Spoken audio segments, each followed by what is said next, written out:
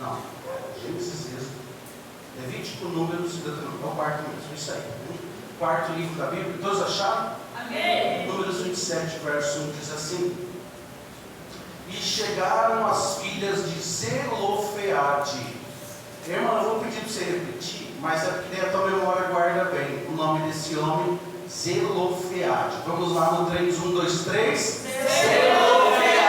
Não, que vocês estão bom, né? Que benção, estão atentos. Vamos lá, mais uma vez. 1, 2, 3.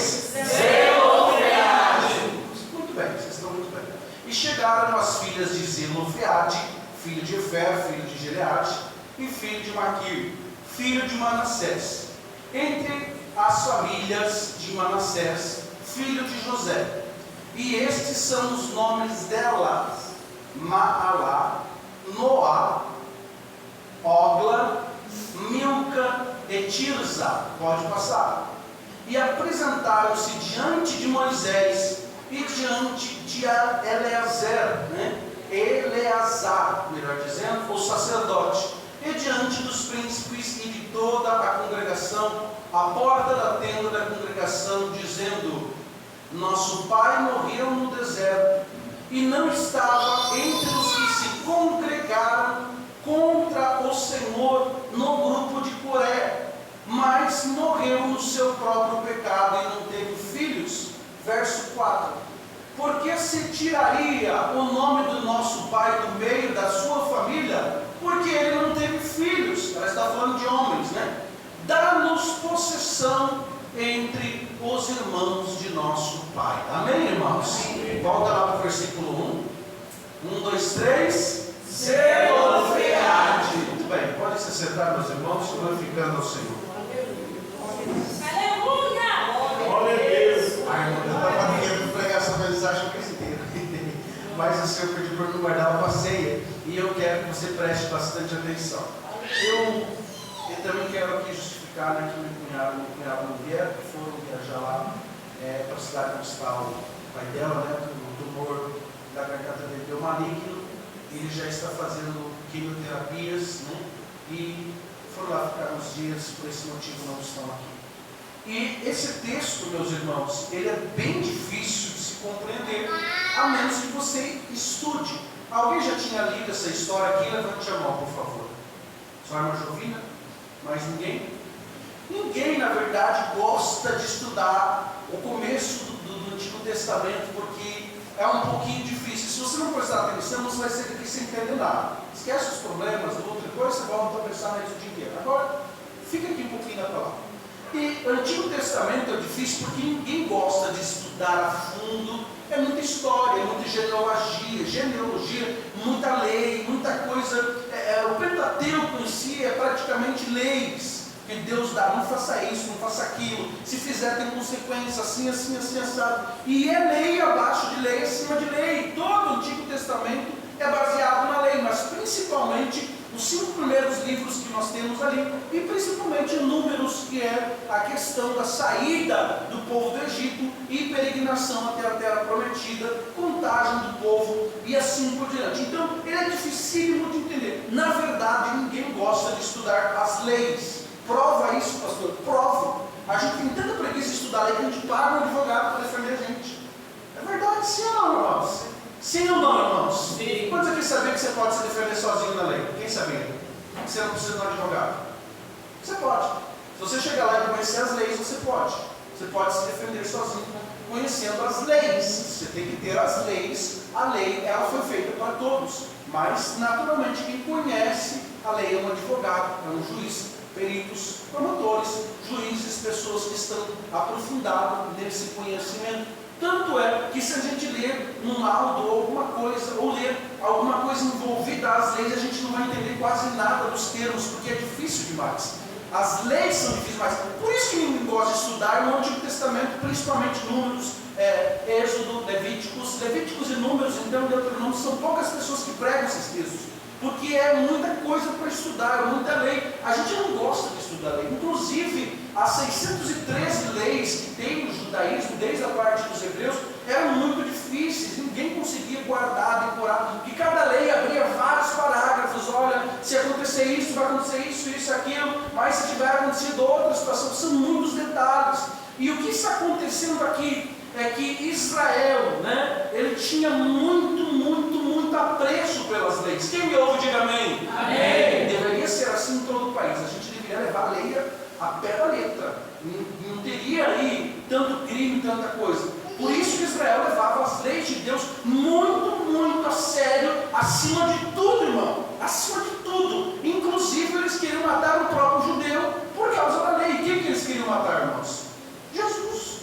Eles queriam matar Jesus por causa da lei. Não, Deus me livre, esse camarada está dizendo que é acima de Moisés, que é a lei. Jamais. Então eles levavam a lei tão a sério, que eles chegaram a matar o próprio Deus. Os romanos os condenaram, mas quem levou para o julgamento foi o Deus, por causa da lei. Onde é que você se viu se o cara dizer que é filho de Deus?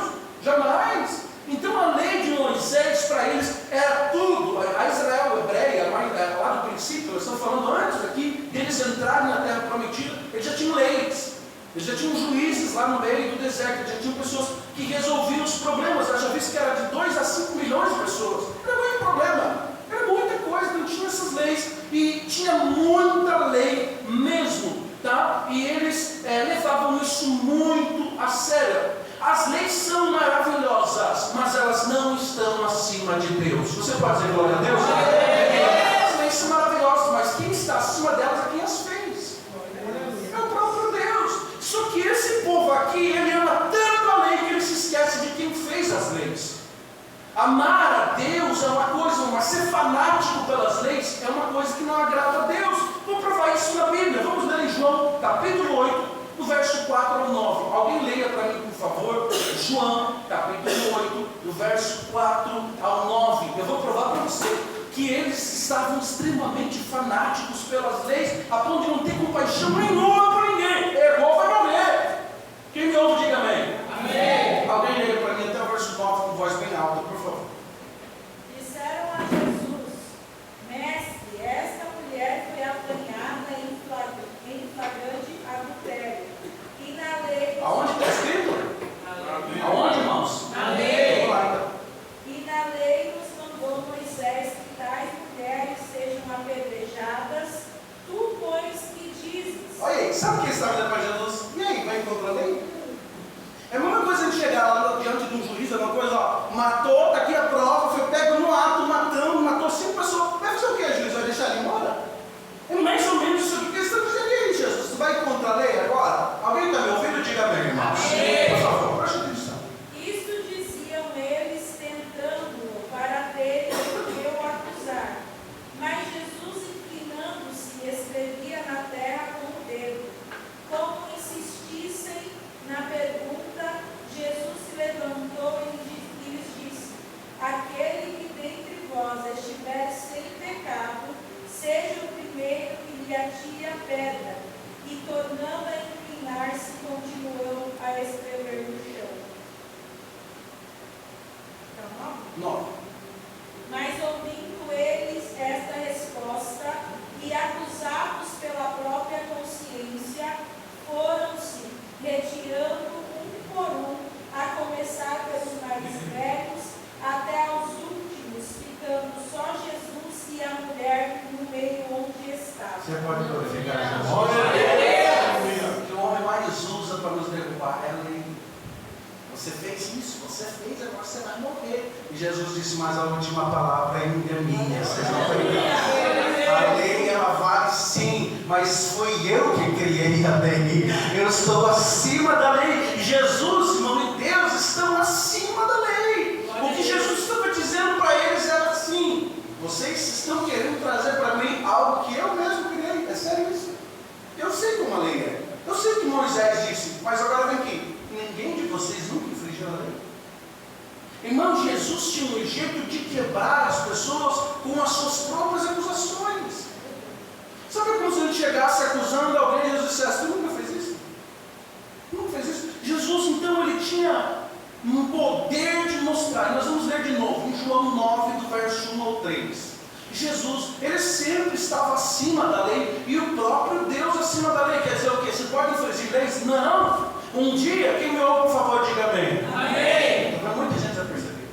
Um dia, alguém falou, Jesus, eu não quero mais pagar imposto. Não, vai lá e dá para César o que é de César. Jesus está fazendo comprar lei. Só que a lei no todo nos dá muitas limitações contra a vontade de Deus. Se nós errarmos em muitas leis, nós não teremos nunca nada. Por isso que Jesus ele está acima da lei. Vamos ler aí, por favor, o verso 1 ao 3 de João 9. Alguém leia para mim bem alto. E passando Jesus, viu um homem cego de nascença. E os seus discípulos lhe perguntaram, dizendo: Rabi, quem pecou? Este ou seus pais para que nascesse? Olha aí, então ele está dizendo, alguém errou. Alguém infringiu a lei, por isso que está sofrendo. Eles tinham isso, não sabe, assim, como se fosse uma seita, assim, que matasse, morresse por aquilo que acredita. Eles têm a lei com tanta força que se visse alguém sofrendo, não, esse camarada infringiu a lei. Quem foi Deus? Quem foi Jesus que infringiu a lei aqui para que esse homem fosse cego? Vê o próximo versículo aí. Jesus respondeu: nem ele pecou, nem seus pais, mas foi assim para que se manifestem nele as obras de Deus. Em algumas versões assim, isso aconteceu para que o nome do meu Pai fosse glorificado. Então, irmão, Jesus ele tem uma maneira de trabalhar superior às leis. Se nós vivêssemos só debaixo da lei, todos os quesitos para estar na presença de Deus fosse a lei, nenhum de nós estaríamos aqui. Nós não temos força suficiente para isso, mas a lei é o que nos dá direção para fazer a vontade de Deus. Só que Israel não entendia assim, os hebreus não entendiam isso. A lei é a lei, não interessa, a lei vai ser cumprida, pode ser sacerdote, pode ser quem for, foi pego pecado, foi pego errando, vai morrer e acabou, e vai se cumprir a lei. Eles chegaram inclusive para o próprio Jesus, disse, ela foi pega pecando e a lei manda matar, o que é que você vai fazer? Não tinham para onde um ser humano correr além da lei. Nós temos alguém a quem recorrer. O que está acima das leis é o Criador da própria lei. É o nosso Deus que está em cima.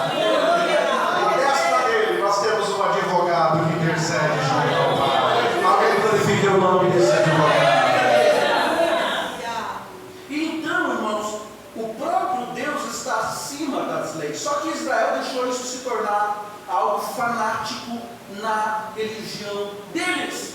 Fanático, uma coisa tão profunda que a lei estava acima de tudo. Se quebrasse a lei já era, não tem conversa, pode ser parente de juiz, pode ser parente, e tinha juiz ali, tá, irmão? Pode ser parente do juiz, pode ser, não interessa, vai cumprir, vai morrer, acabou, foi pego no ato, vai morrer. As leis eram muito fortes para eles, que eles deixaram isso ser superior a Deus. Quem governava era a lei, não Deus. Vou repetir, irmão, toda lei é maravilhosa. Se matava é preso, se roubava é preso, infligir a lei, ótimo. Mas acima disso tem as leis. Por isso que é levado para um tribunal quando acontece alguma coisa. Porque senão ela matou, pronto, pode prender fogo. Não, esse é um julgamento para saber o que aconteceu. E isso é o que Deus faz. Deus analisa as leis sendo aplicadas conforme o que aconteceu. Até que você entendeu, diga glória a Deus. Só que no Antigo Testamento é muito perigoso, porque eles fazem isso como quase uma idolatria às leis. Meu Deus, se descumprisse a lei, por mais importante que fosse, morreria. Então aqui eu quero começar a mensagem de Números, capítulo 27. A lei que eles tinham aqui, preste atenção, e essa história que nós vamos estudar agora, ela fala como Cristo e Deus estão acima da lei. Quem entendeu, diga amém. Amém. É sobre isso que nós vamos falar. Como Cristo está acima das leis. Isso é o que nós vamos falar nessa noite, e você precisa prestar muita atenção, por favor. No capítulo 26 de Números capítulo 26, não precisa abrir. A Bíblia diz que começam as contagens do povo para entrar na terra prometida.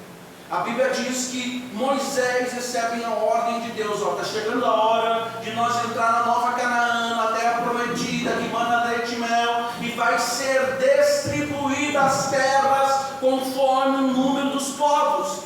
Foi dividido, pegou os 12 líderes de cada tribo, todos eles, e foi, vai ser separado conforme a cabeça dos homens, conforme a quantidade de homens que tiver. Resumindo a história, irmão, a Bíblia diz ali, você pode ler Números 26 em casa, tem mais de 60 versículos, diz a história que tinha 600 mil homens. Quem não, diga amém. Amém. E a terra ia ser distribuída conforme os homens de cada família. Mas o que acontece em Números 27, onde nós fizemos leitura? Havia um homem que havia falecido no deserto e não tinha descendentes homens. Como é que faz? Se a lei diz que para poder herdar alguma coisa tinha que ser um filho homem.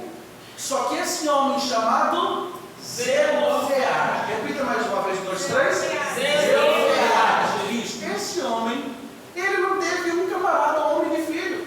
Ele teve 4 filhas. Estaria o nome delas, ou 5 melhor: Mahalá, Noá, Ogla, Milca e Tirza. Nós vamos falar o significado do nome dessas mulheres.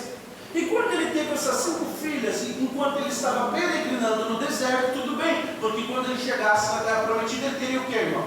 Sua terra, porque ele era um descendente de uma das nações, inclusive ele era da tribo de Manassés, eu estudei isso, e ele era um dos descendentes dessa tribo de Manassés, então ele tinha direito a um pedaço de terra. Até aí tudo bem, ele estava peregrinando, mas no meio do caminho a Bíblia diz que por um pecado, não se sabe o que, vamos continuar a leitura, por favor, verso de número 3, que o pai dela morreu por causa do seu pecado. Não sabe-se o que aconteceu, mas morreu no seu próprio pecado, e não deu tempo dele ter filhos homens. A lei então vai dizer que a família não tem mais direito a nada, porque tinha que ser homem para ter a sua herança, teria que ter um filho homem. Então o homem da tribo de Manassés, não deixou nenhum homem, somente filhas, pela lei. Pelo que, irmãos? Pela lei. Eles eram fanáticos pela lei, não interessa. Não tem filho homem na família, não vai ter nada, acabou. Então eles não teriam terras nenhuma, eles não teriam herança nenhuma, porque o pai deles pecou. Já pensou em você não ter direito à herança da tua família, porque alguém da tua família pecou, teu pai, tua mãe? Mas estava lascado. Já pensou, Bordovina? Você tem uns 10 hectares de terra para receber, porque era muita terra, em tal lugar, foi todo mundo viajar para lá, e você chega lá, não vai mais poder receber. Por quê? Porque teu pai pecou. Você já pensou isso, irmão? Você está feliz da vida, sabendo que você está indo para um lugar, numa terra que manda leite e mel, só pensam, viajando, na hora de entrar, vamos distribuir aqui, cada um vai receber a sua terra, peraí você, meu pai mora no deserto. Deixa eu ver com Moisés o que eu vou fazer aqui. A lei diz que você não tem direito a nada. Uma senhora velha, alguns teólogos dizem que ela morreu, outros dizem que não, que elas eram, como se diz, órfãos, e estavam ali as 4 mulheres, não tinham casado, porque o casamento, quase não se deu casamento no meio do Egito, devido à população estar viajando, mas o que aconteceu foi ali, que elas perderam as suas terras, a sua herança, por causa do pecado do pai, porque o pai morreu precocemente, é o que o texto está dizendo, por causa do pecado. Algum teólogo diz, eu estudei, que esse homem não cumpriu o sábado. Quem me ouve, diga amém. Amém. Mas não está na Bíblia, eu não vou afirmar. Alguns dizem que ele morreu porque ele trabalhou no sábado. Olha, irmãos, olha como eles levavam a sério a lei. Porque no sábado eles não podem fazer nada. É lei, acabou. Então, se você fosse pego fazendo algo no sábado, Jesus estava curando no sábado. Alguém disse: está pecando. Onde é que você viu curar alguém no sábado? Eles queriam pegar Jesus com a lei, e eles não conseguiram, irmão, porque Cristo é superior à lei.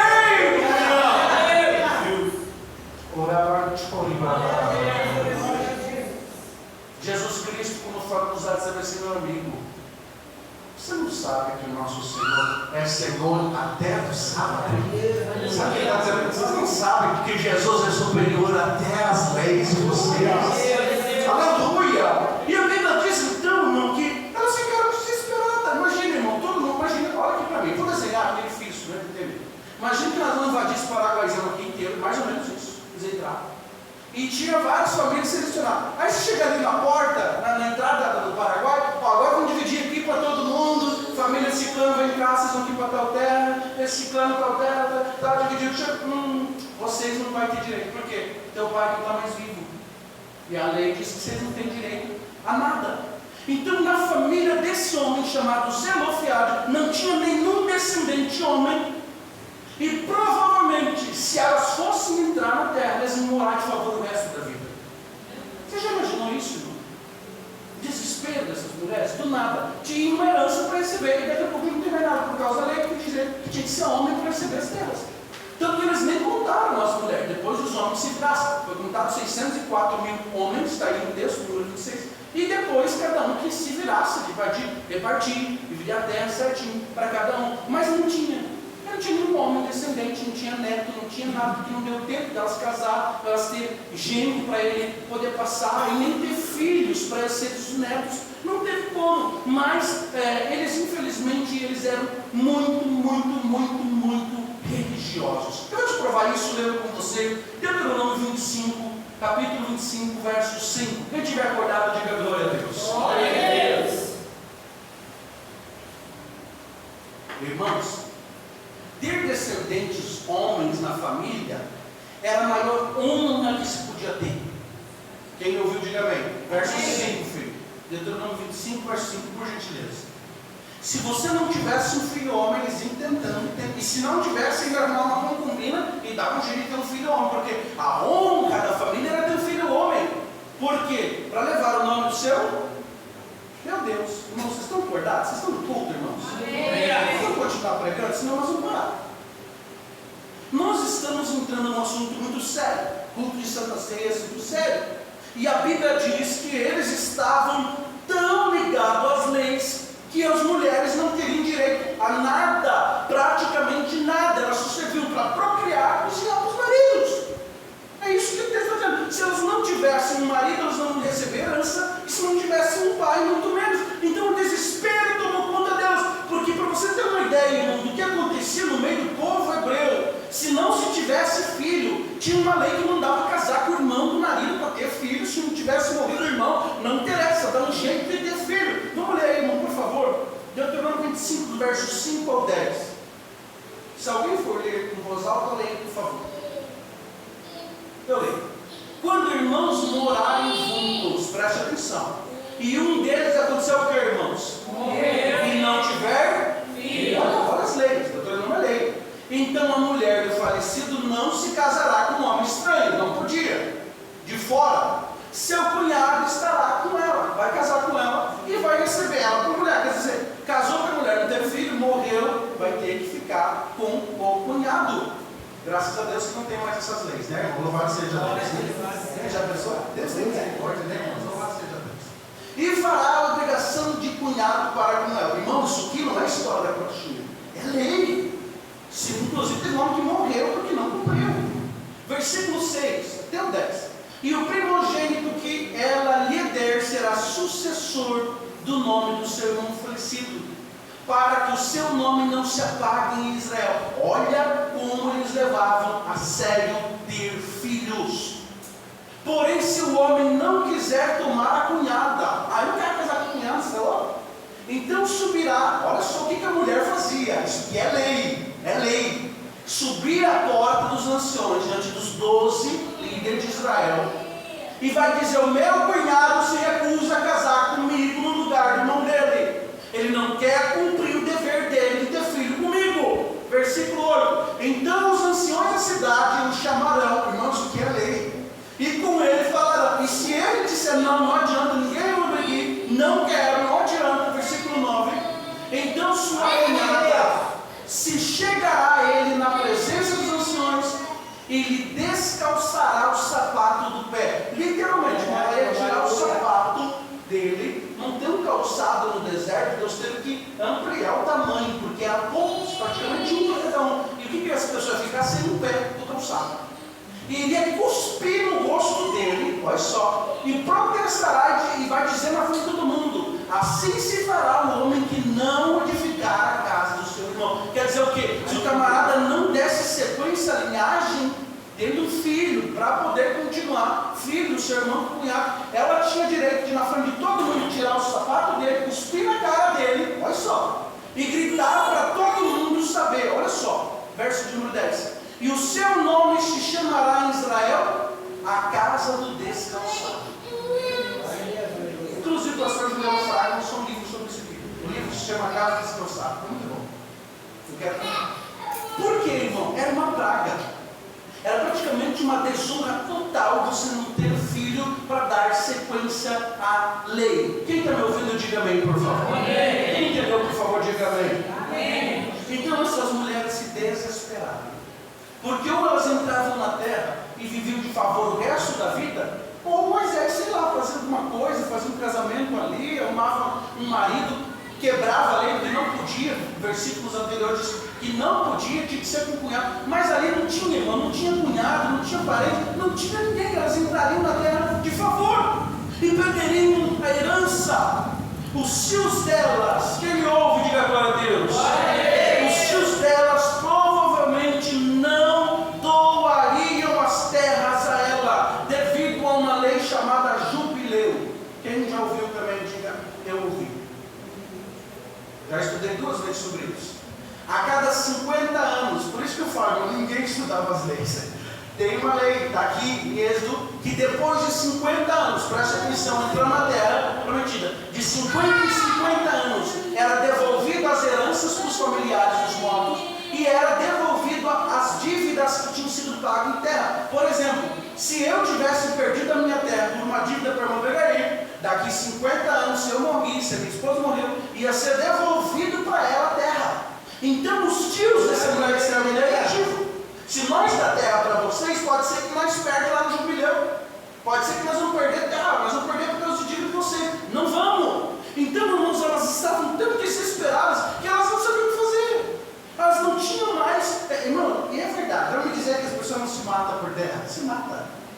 Se hoje morrer um pai e tiver umas terras aí, os irmãos se matam para ver quem vai ficar mais com o terreno. Vai pegar, não, vou mentir, você pegou 10 centímetros a mais da minha terra. Imagina naquele tempo, irmão.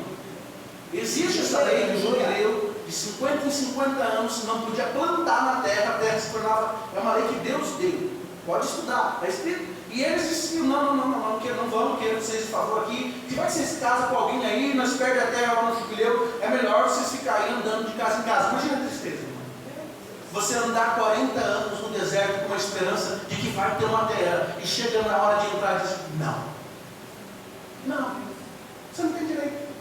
Você imagina você viver uma vida inteira dizendo, tem um céu para você, quando você passar dessa vida para outra. E quando chegar na hora de passar, alguém olha para você e diz, você não tem direito, porque você pecou, você não cumpriu a lei. Alguém está entendendo que vai dizer glória a Deus?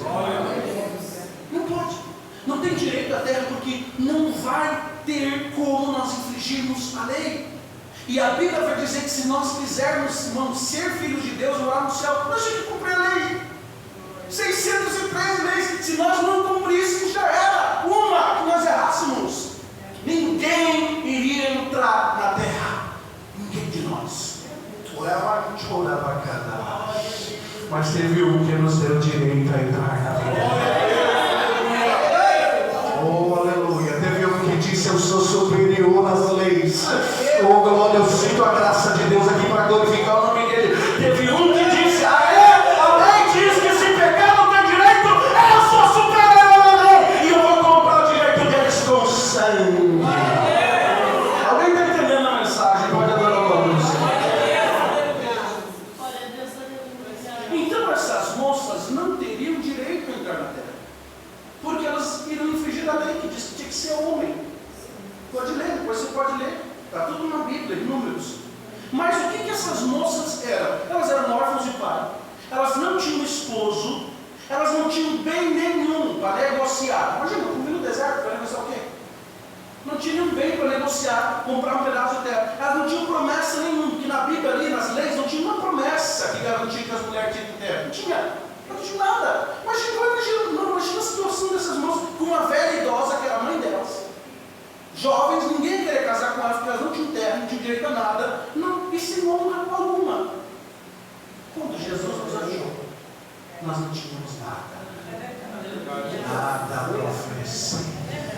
Nós não tínhamos bens nenhum, nós não tínhamos promessa nenhuma, nós não tínhamos honra nenhuma, mas ele disse, eu vou ser superior às leis e vou dar para você algo que você não merecia. Aleluia! Uma terra que você não merecia, mas eu vou dar. Por quê? Porque eu sou acima da lei. Eu posso fazer o que eu quiser, porque a lei é minha.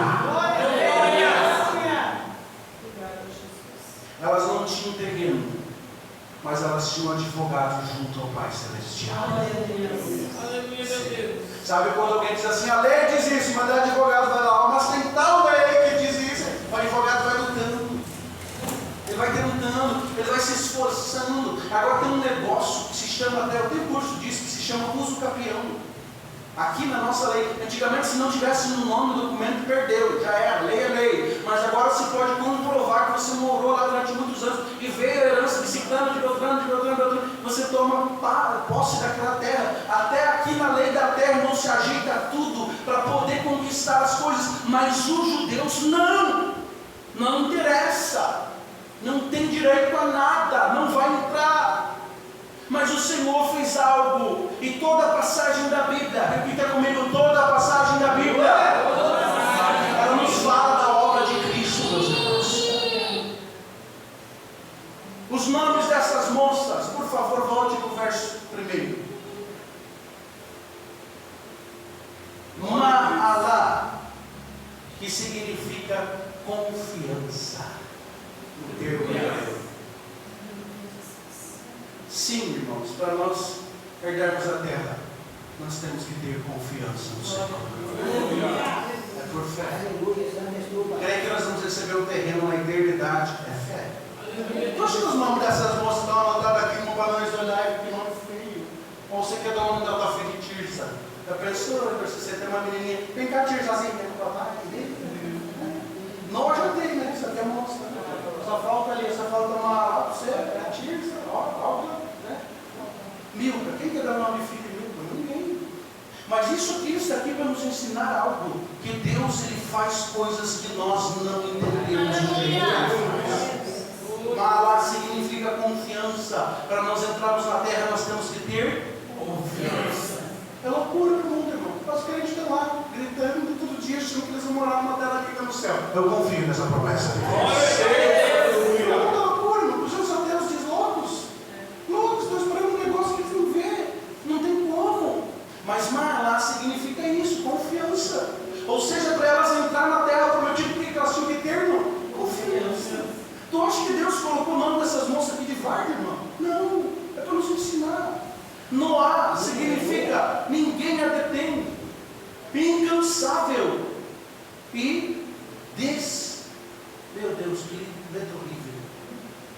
Jesus, destinada. Então esse nome Noá significa não se detém, incansável. Para nós irmos para a terra prometida, irmãos, ninguém pode nos deter. Nós estamos tentando, está querendo me impedir. Vai ficar aí, meu querido, eu vou. Isso significa Noá, o nome dela, determinada, incansável. Cansei desse negócio de ser não, vai entrar na terra prometida, tem que ser incansável, ninguém me tira da presença de Deus. Vai vendo aí, irmão, vai vendo.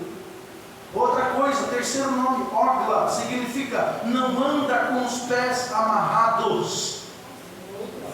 Oh, aleluia. Se quiser entrar na terra prometida marchando, meu irmão, não anda com os pés amarrados, ninguém me para. Eu recebi uma promessa que eu vou na terra prometida e eu vou aí. Eu recebi, eu tenho uma promessa, ninguém me para. Tu acha que em vão isso aqui é escrito para nós, irmão? Não é. Deus está nos ensinando. Milka significa rainha, autoridade. Tudo que os demônios fazem para nós é querer nos acusar com leis. Você pecou, você fez isso, você errou, você sabe, você não tem direito. Mas nós servimos aquele que tem autoridade no mundo espiritual. O diabo tem medo de quem tem autoridade, irmão. E eu pessoalmente eu não gosto de crente. O diabo vai me tentar. Não, em nome de Jesus eu sei que está comigo. Sai daqui, Satanás. Eu sei que é o Deus que eu estou servindo. Eu sei até que eu estou indo. Autoridade, meu irmão. Grava aquilo que Deus falou. Essas mulheres tinham que ter autoridade, irmão. Elas chegaram não diante de um Zé Ninguém ali. Elas chegaram diante de Moisés, o líder maior. Vai vendo? Eleazar, um sumo sacerdote, supremo sacerdote. E diante dos 12 líderes da tribo, nós queremos falar com vocês. Nós, autoridade. É uma coisa você entrar numa cidade com o juiz, eu quero falar aqui com todo mundo, com o prefeito, eu quero falar com o juiz, eu quero falar aqui com todos os vereadores.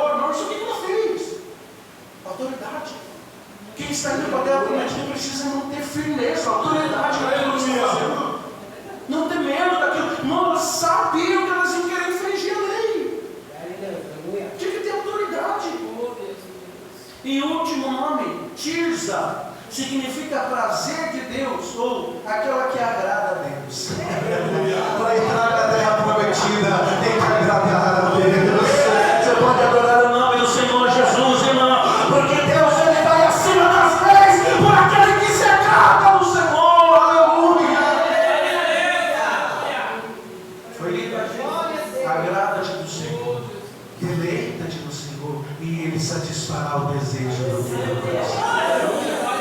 Aí Deus olhando para essas moças destinadas, com autoridade, incansável, determinadas, porque os nomes hebreus, irmão, tudo era dado com significado, todos eles. Todos, não tinha um nome que era dado para o filho sem significado. E eles sabiam os nomes dessas moças, o que significava. Eles sabiam que aquelas moças estavam sendo corajosas, porque elas disseram: nós estamos sendo injustiçados. Elas foram falar com os maiores líderes das tribos, os 12 líderes, Moisés, o sacerdote, e chegaram lá e tiveram uma conversa. E aí Moisés ficou: meu Deus, o que eu faço agora? Moisés era o nome supremo da lei. Se Moisés quebrasse uma lei, já era. É a mesma coisa que você chegar no tribunal do juiz e o juiz fazer assim: ó, não, hoje eu vou quebrar a lei, não fala para ninguém, tá? Não, rapidinho, a cidade inteira saber, ia sair no jornal nacional. Um bicho, rapidinho.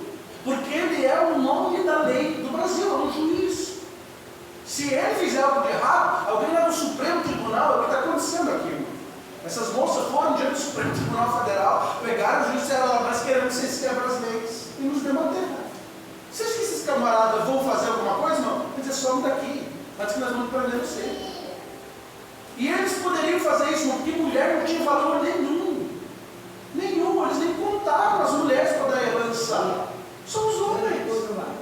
Alguém está entendendo? Diga glória a Deus. Então Moisés, ou ele teria que quebrar a lei, ou adicionar uma nova lei, o que ele não iria fazer.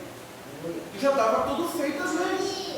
Aí Moisés, com o nome de Deus, o que ele fez? Foi orar ao Senhor.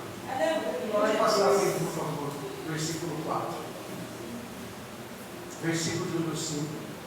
Moisés levou a causa delas perante o Senhor. Isso aqui é maravilhoso, irmão. Porque Moisés disse: Senhor, eu não posso quebrar a lei. Elas não têm direito. O que eu faço? Aí o Senhor disse: só um pouquinho, Moisés, porque eu estou acima das leis. Isso aqui, irmão, é uma tipificação de Cristo. Cristo chegou para Deus e disse: eles não podem entrar aqui. Porque eles infringiram o que, irmãos? A lei. São pecadores. E o nosso intercessor conversou com Deus, Jesus Cristo, e Jesus conseguiu nos dar a autoridade para entrar. Glória a Deus. E falou o Senhor a Moisés, dizendo: as filhas de Zelofeade falam o que é? Quem está falando isso aqui, irmão? Quem está falando isso aqui, irmão? Quem está falando isso aqui, irmão? Quem está falando isso aqui? Então Deus está acima das leis, Ele faz o que Ele quer. Sabe o que Deus está dizendo aqui, irmão? Pode o juiz dar uma decisão, pode o homem dar uma decisão, pode o médico falar, a última palavra ainda sai do trono de Deus na nossa vida, meus irmãos. Moisés chega no trono de Deus: Deus, o que eu faço? Eu quebro a lei, o que eu faço? Elas não têm direito a justiça. Elas estão fazendo um negócio justo. Certamente você vai dar uma terra para elas. A herança entre os irmãos do seu pai. Imagina a raiva das camaradas, irmão. E tem gente que fica com ódio porque Deus reverte a sentença ao nosso favor. E a herança de seu pai fará passar a elas. Isso aqui é uma história, uma das mais lindas da Bíblia. Eu nunca tinha estudado mais profundamente, mas o Senhor falou para Moisés: Moisés, eu estou acima da lei. E eu acho injusto que essas mulheres recebam a terra que era dos seus pais. Eu estou concluindo a mensagem porque nós precisamos tomar assim. Concluo para vocês, irmãos, dizendo que nós não teríamos direito à terra. Não teríamos. Se nós passássemos pelo juiz dizendo assim: você não tem direito. Lá no grande dia ele dirá para nós: não, você não. Você não faz parte da terra. Você não tem que ter o nome escrito aqui.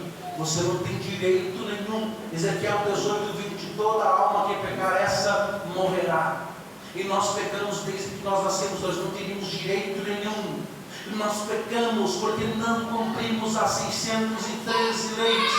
Mas Moisés, como um exemplo, como se tipificando nosso Senhor Jesus Cristo, intercedeu junto a Deus por causa de um pecador sem direito a herança nenhuma, e Deus decidiu por causa de Cristo nos dar uma herança de vida eterna.